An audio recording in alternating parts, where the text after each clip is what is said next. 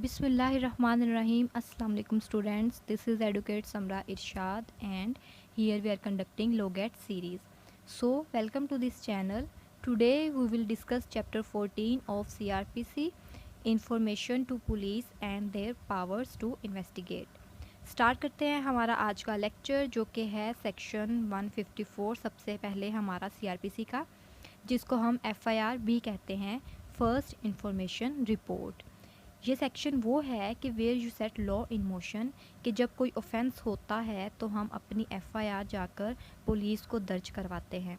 अब सेक्शन 154 और 155 के अंदर जो मेन डिफरेंस है वो क्या है? The difference we have is 154 deals with cognizable cases and 155 with non cognizable cases. अब 154 जो सेक्शन है हमारा, उसमें बताया गया है जैसे ही इंफॉर्मेशन जो है किसी भी कॉग्निजेबल ऑफेंस की ऑरली दी जाएगी to an officer in charge of police station, तो वो उसको क्या करेगा, shall reduce to writing by him, तो वो उस पर्सन से उसको राइटिंग में लिखेगा। जब वो लिख लेगा उस ऑफेंस को जिसकी इन्फॉर्मेशन मिली है, किसी भी कॉग्निजेबल ऑफेंस की, तो फिर उसको पढ़कर भी सुनाएगा, किसको, उस पर्सन को, ठीक है, और उस पर्सन से साइन भी करवाएगा और इस सब को अपनी उस बुक में भी लिखेगा जो कि उस ऑफिसर के पास है। इसके बाद हमारा सेक्शन 155 है 155, information in non cognizable offences. अच्छा, कॉग्निजेबल केसेस का हमें पता है कि जो पुलिस है अपनी कार्रवाई शुरू कर देती है फ़ौरन से। 156 की जो कार्रवाई है, ठीक है, जब उनको 154 के तहत किसी भी कॉग्निजेबल केस की इन्फॉर्मेशन मिलती है।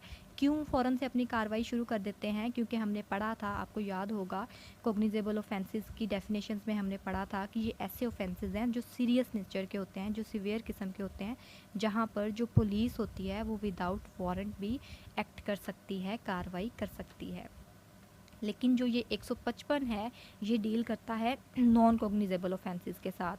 अच्छा, इसके अंदर है कि जो पुलिस इंचार्ज जो है उसको जब इंफॉर्मेशन मिलती है किसी भी नॉन कॉग्निजेबल ऑफेंस की, तो वो जस्ट अपनी डायरी के अंदर उस इंफॉर्मेशन को लिख लेता है और उसे क्या करता है, रेफ़र कर देता है टू दी मजिस्ट्रेट।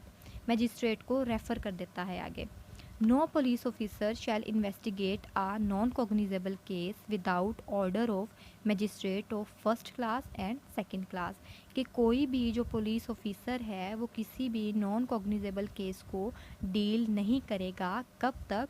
जब तक कि उसे मजिस्ट्रेट ऑफ फर्स्ट क्लास या सेकंड क्लास की तरफ से ऑर्डर नहीं आ जाता।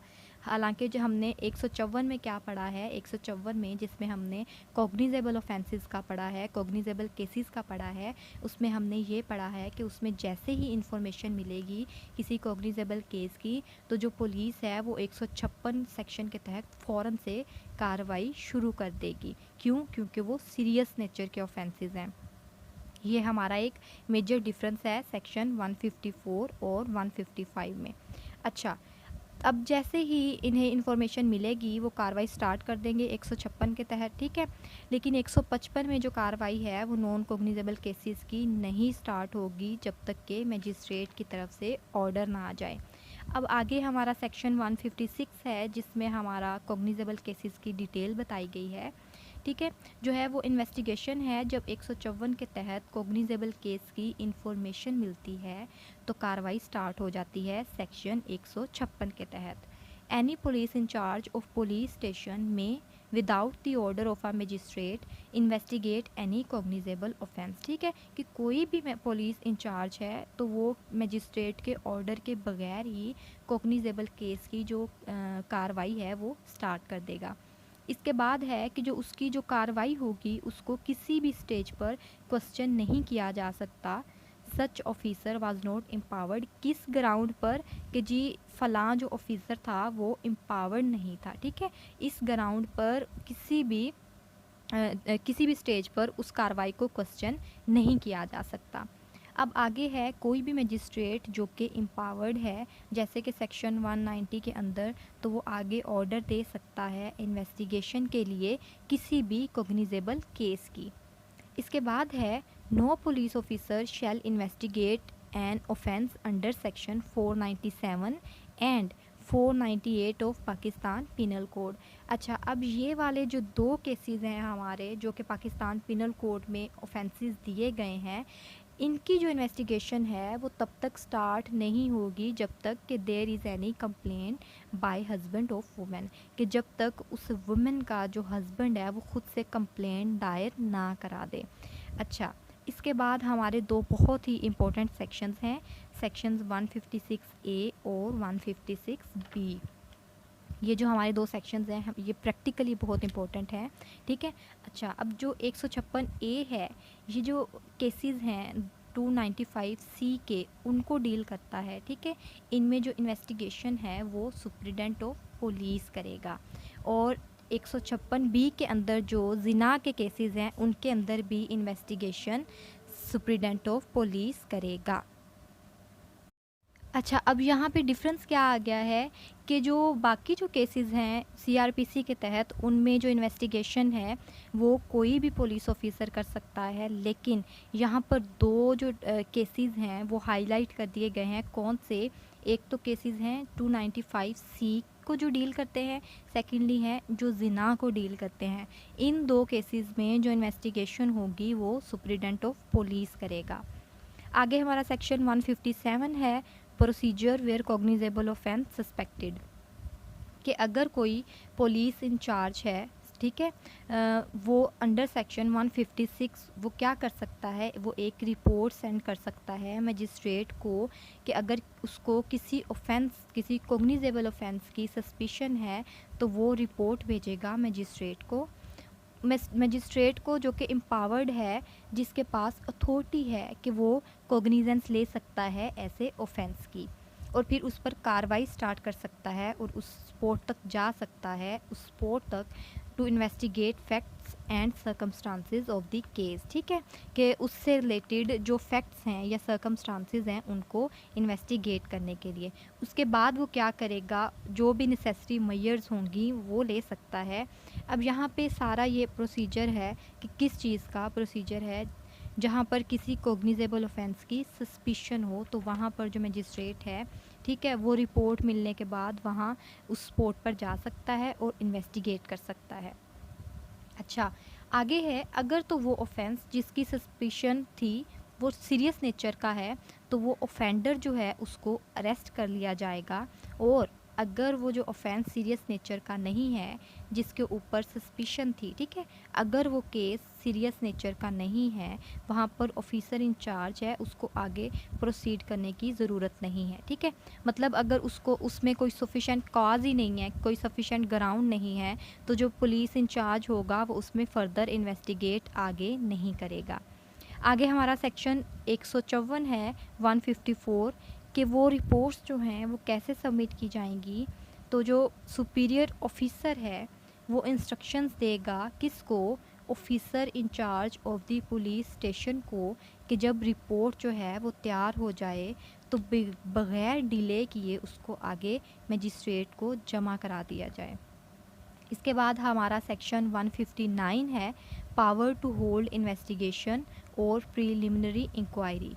अब मजिस्ट्रेट जो है उसको वो रिपोर्ट मिलती है तो वो एक प्रीलिमिनरी इंक्वायरी जो है सेक्शन 159 के तहत होल्ड करता है और देखेगा कि इस केस को मज़ीद परसू करना है, लेकिन अगर कोई सफिशेंट ग्राउंड नहीं होगी तो वो उसको डिस्पोज ऑफ भी कर सकता है।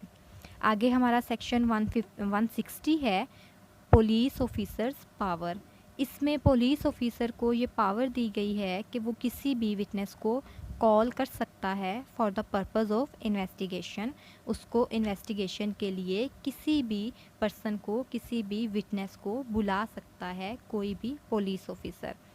सेक्शन 161 है, ये हमारा बहुत इम्पोर्टेंट सेक्शन है, इसको हम 161 का बयान भी कहते हैं, कि पुलिस ऑफिसर जो है वो ड्यूरिंग इन्वेस्टिगेशन किसी भी पर्सन को ओरली एग्जामिन कर सकता है। अच्छा, 161 का जो हमारा सेक्शन है इसके तहत जो गवाह है वो तमाम सवालात के जवाब देगा, सिवाय उन सवालों के जवाब के लिए वो बाउंड नहीं होगा जो कि क्वेश्चंस उसको इनक्रिमिनेट करें, ठीक है, जो उसको एक्सपोज कर दें टूवर्ड्स द क्रिमिनल चार्ज। और किसी भी किस्म का फॉरफीचर या कोई पेनल्टी उसके ऊपर एक्सपोज हो जाए। तो उन तमाम सवालों के जवाब देने के लिए वो बाउंड नहीं है, ये एक तरह की उसे प्रिविलेज दे दी गई है, ठीक है, कि ऐसे क्वेश्चंस के आंसर देने के लिए वो पर्सन बाउंड नहीं होगा जो उसको इंक्रिमिनेट कर दे, जो उसको एक्सपोज कर दे। बाकी तमाम सवालों के जवाबात देने का वो बाउंड होगा। फिर पुलिस जो है उसका सारा 161 का बयान रिकॉर्ड कर लेगी, और अगर ज़्यादा गवाहान हैं तो सब का एक सेपरेट रिकॉर्ड तैयार करेगा सेक्शन 161 के तहत। इसके बाद है हमारा section 162 162 statements to police not to be signed use such statements in evidence. कि वो जो स्टेटमेंट है 161 की, जो 161 का हमारा बयान है मेड बाय एनी पर्सन, किसी भी पुलिस ऑफिसर के सामने, ठीक है, तो वो बाउंड नहीं है कि उस पर अपने साइन करे। अब ये एक और प्रिविलेज आ गई है उस पर्सन को कि अगर उसने पुलिस ऑफिसर के सामने 161 की स्टेटमेंट दी है, ठीक है, तो वो बाउंड नहीं है कि वो उसमें अपने साइन करे, ठीक है, क्योंकि हमने ये QSO में भी पढ़ा था, कानूनी शहादत में भी, कि जो स्टेटमेंट्स हम पुलिस के सामने देते हैं उनकी इतनी वैल्यू नहीं होती, उनकी इतनी वर्थ नहीं होती, ठीक है। तो यहाँ पे भी उस पर्सन को कह दिया गया है कि जो उसका 161 का बयान है वो उस पर साइन करने का बाउंड नहीं है, जो कि उसने बिफोर दी पुलिस दिया है, ठीक है। या उसने जो 161 का बयान दिया है उसको किसी भी ट्रायल या इंक्वायरी के अंदर उसके अगेंस्ट यूज़ नहीं किया जा सकता, ये भी उसको प्रिविलेज आ गई है। सेक्शन 163 है हमारा no inducement to be offered, कि जो पुलिस ऑफिसर है किसी भी तरीके से उस पर्सन को इंड्यूस नहीं करेगा ड्यूरिंग इन्वेस्टिगेशन, या बयान रिकॉर्ड करते हुए उसे किसी भी तरह का थ्रेट नहीं देगा। आगे हमारा सेक्शन 164 है, इसमें कन्फेशनल स्टेटमेंट्स होती हैं जो कि बड़ी इंपॉर्टेंट हैं। मजिस्ट्रेट ऑफ फर्स्ट क्लास या फिर सेकंड क्लास वो रिकॉर्ड करेगा कोई भी स्टेटमेंट या कन्फेशन, ठीक है, ड्यूरिंग इन्वेस्टिगेशन। और ये याद रखना है कि जो कन्फेशंस होती हैं वो हमेशा विदाउट ऑथ होती हैं। इसके बाद है कि जब वो कन्फेशन करता है तो वो एक्यूज़ जो होता है उसको अपॉर्चुनिटी दी जाती है कि वो क्या करे, वो अपने लिए क्रॉस एग्जामिन करे। अच्छा, आगे है कि जब मजिस्ट्रेट रिकॉर्ड करवाएगा कन्फेशन, उस विटनेस को सारी इन्फॉर्मेशन जो होगी वो दोबारा फिर से पढ़कर सुनाएगा, और यहाँ पर he is not bound to make confession, ये भी उसको बताएगा कि भाई आप बाउंड नहीं हैं किसी भी किस्म की कन्फेशन देने के लिए। और फिर भी अगर वो पर्सन जो है वो कन्फेशन देता है तो उसको एज अ एविडेंस यूज़ किया जा सकता है। हाँ, लेकिन 161 के बयान में हमने पीछे अभी पढ़ा है कि 161 के बयान में उसकी किसी भी कन्फेशन को एज अ एविडेंस इस्तेमाल नहीं किया जा सकता। आगे हमारा सेक्शन 165 है सर्च बाय पुलिस, कि पुलिस जो है for the purpose of investigation किसी भी प्लेस पे, किसी भी जगह पे, या किसी भी जो कोई ऐसा स्पॉट है वहाँ पे सर्च कर सकती है ड्यूरिंग इन्वेस्टिगेशन। इसके बाद सेक्शन हमारा 166 है, इसके अंदर कोई भी जो ऑफिसर है, officer in charge of police station है, वो किसी भी दूसरे officer in charge of police station को कह सकता है कि वो जिसकी जुरिस्डिक्शन है वहाँ पर, कि किसी भी एक्यूज़्ड को वो वारंट इशू करे या फिर उसकी इन्वेस्टिगेशन करे या फिर उसको तलाश करे, ठीक है। आगे हमारा सेक्शन 167 है जिसके अंदर फ़िज़िकल रिमांड का ज़िक्र है। अच्छा, ये भी हमारा बहुत इंपॉर्टेंट सेक्शन है फ़िज़िकल रिमांड से रिलेटेड, ठीक है, कि सेक्शन 167 में फ़िज़िकल रिमांड दिया जाता है कि इसके अंदर पुलिस जो है, सेक्शन 61 के अंदर भी लिखा था कि पुलिस जो है वो 24 घंटों से ज़्यादा किसी भी पर्सन को अपनी कस्टडी में नहीं रख सकती, उसको उन्होंने मजिस्ट्रेट के सामने पेश करना होता है। फिर इसके बाद जो है वो रिमांड लिया जाता है, ठीक है, जब उसको मजिस्ट्रेट के सामने पेश कर दिया जाता है, ठीक है। और रिमांड जो होता है वो 15 दिनों से ज़्यादा एक्सीड नहीं कर सकता, 15 डेज़ से एक्सीड नहीं करेगा, ठीक है। इसके बाद हमारा सेक्शन आ जाता है 168 रिपोर्ट ऑफ इन्वेस्टिगेशन बाय सब ऑर्डिनेट पुलिस ऑफिसर, कि जो भी कोई सब ऑर्डिनेट ऑफिसर जो होगा वो इन्वेस्टिगेट करेगा तो वो ही shall report of such investigation to the incharge of police station, वो इंचार्ज जो होगा पुलिस स्टेशन का उसको इत्तला देगा, ठीक है, जो भी उसने इन्वेस्टिगेशन की है, ठीक है, जो भी उसने डाटा कलेक्ट किया है उसकी जो रिपोर्ट होगी वो आगे इंचार्ज को देगा पुलिस स्टेशन के, ठीक है, उसको सारी इत्तला देगा। आगे हमारा सेक्शन 169 है, इसके अंदर जो है वो बेल की पावर है, ठीक है, जिसको रिलीज़ करने की पावर भी कहते हैं, कि जब एसएचओ है देखता है कि कोई भी सफिशेंट एविडेंस जो है वो नहीं मौजूद है किसी भी पर्सन के अगेंस्ट जो कि उसकी कस्टडी में है, तो वो उस पर्सन को रिलीज़ कर सकता है। आगे हमारा सेक्शन 170 है, केस टू सेंड मजिस्ट्रेट, कि अगर केस के अंदर कोई सफिशेंट एविडेंस हो तो उसको फर्दर भेज दिया जाता है मजिस्ट्रेट की तरफ, ठीक है, फर्दर प्रोसीडिंग्स के लिए, और उस पर्सन को मजिस्ट्रेट के सामने पेश कर दिया जाता है। तो अगर वो ऑफेंस बेलेबल हो तो फिर उसको बेल जो है वो ग्रांट कर दी जाती है। इसके बाद आ गया हमारा section 177, complainant and witness not required to accompany police, कि किसी भी कंप्लेनेंट या विटनेस को रिस्ट्रेन नहीं किया जा सकता किसी भी लिहाज से पुलिस की तरफ से, ठीक है, पुलिस उनको किसी भी तरह रिस्ट्रेन नहीं कर सकती मजिस्ट्रेट के सामने पेश होने से।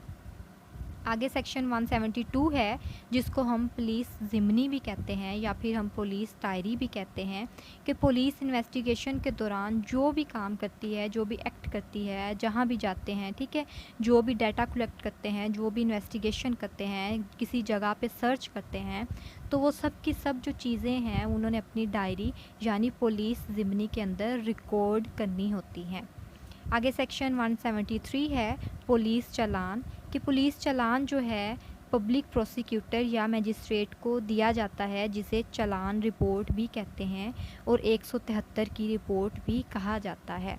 इसके अंदर 7 कॉलम्स होते हैं जो कि उनके नाम और जितनी भी सारी चीज़ें हैं उनको नोट्स के अंदर मेंशन कर दिया गया है, और साथ एक इंटरम रिपोर्ट होती है वो भी इसी सेक्शन के अंदर दी जाती है, ठीक है, वो कंप्लीट चालान जो होता है जो कि सेक्शन 173 के अंदर ही दी जाती है, ठीक है, जो रिपोर्ट होती है इंटरम रिपोर्ट, उसको हम इनकम्प्लीट चालान भी कहते हैं।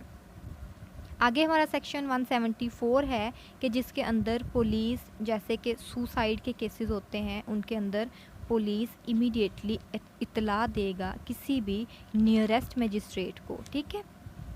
आगे सेक्शन 175 आ गया, कि जिसके तहत जो पुलिस ऑफिसर है वो समन्स भेज सकते हैं, ठीक है, किसी भी पर्सन को इन्वेस्टिगेशन के लिए बुलाने के लिए उसको समन किया जा सकता है, उसको कॉल किया जा सकता है, उसको बुलाया जा सकता है कि वो मजिस्ट्रेट के सामने पेश हो।